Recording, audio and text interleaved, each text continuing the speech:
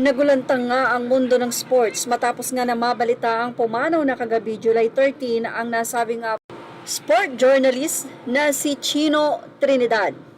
Marami ang talagang nagulat, especially ang malalapit na kaibigan ni Chino Trinidad na nalulungkot sa nangyari nga po sa nasabing sport journalist.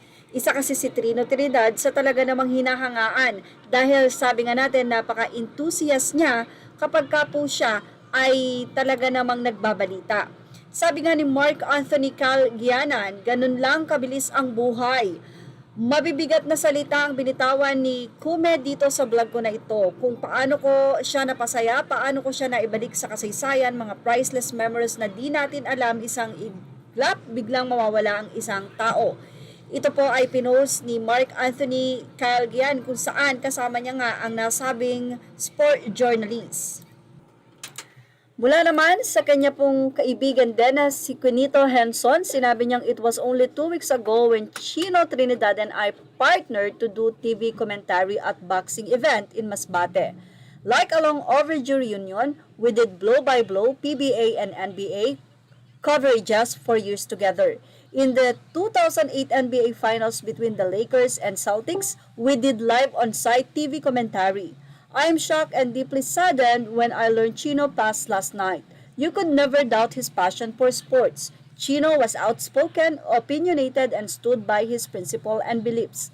No matter the odds, he made it a personal commitment to pay tribute to our Filipino sports legend and heroes that they never be forgotten.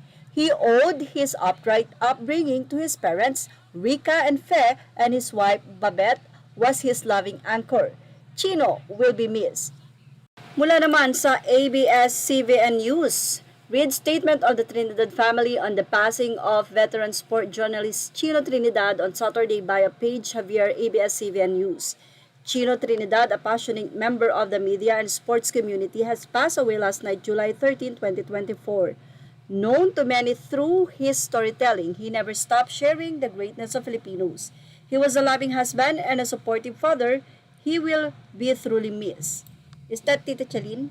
Marami talaga malulungkot dahil maraming napasaya at nakasama si Chino Trinidad kahit ang mga celebrities. Meron din siyang sense of humor.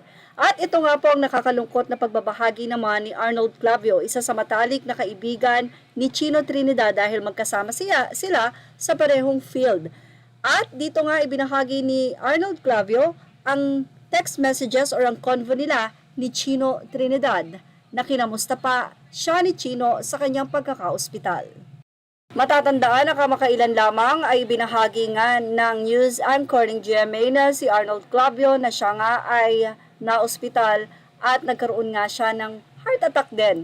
Buti na nga lang daw napakabuti ng Panginoon dahil siya ay nakasurvive pa.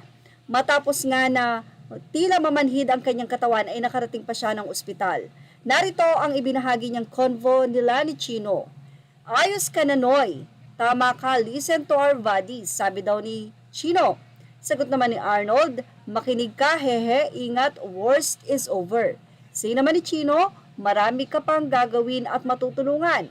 At say naman ni Arnold, tayo.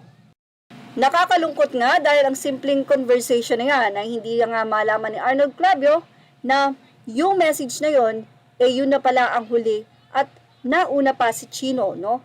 Kaya naman sabi nga, hindi natin talaga hawak ang ating buhay. Ang masaya kay Arnold Clavio ay nagpapasalamat nga siya sa Panginoon sa pangalawang buhay na ito. At kaya naman ibinibigay natin ang lubos na pagyakap sa pamilya Trinidad. Yan ang ating showbiz love update. Images are all credit to the rightful owners.